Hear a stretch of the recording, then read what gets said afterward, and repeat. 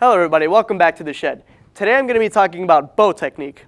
Bow technique is really important, and playing with the bow all around is really important because if you practice with the bow, it'll help your intonation and it'll really fine-tune all the notes on the bass. And of course, if you're playing classical music, you're using primarily the bow. The bows are really important of bass playing. So right hand technique for the right hand starts not even holding the bow. You're going to want to rest your right hand at your side, just not even doing anything with it.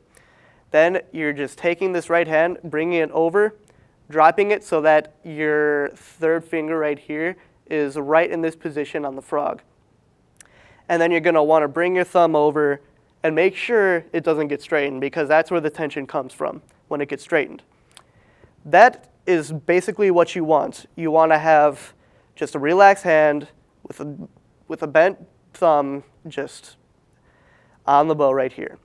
Now usually when people let go of their left hand right here, you're going to do one of two things. You're either going to let it fall or hold it up with your right hand. What you want is you want it to let it fall because as soon as you hold it up, you start distorting your right hand and you're going to get a lot more discomfort in your right hand from your playing. So this is what you want all the time.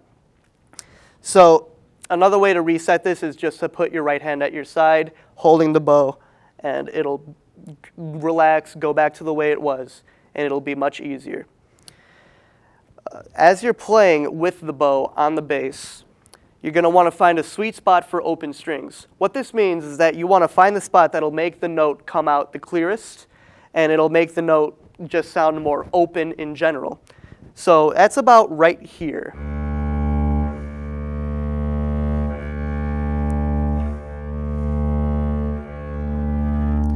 As you can see, that note is ringing really openly, and you want to do this on all strings.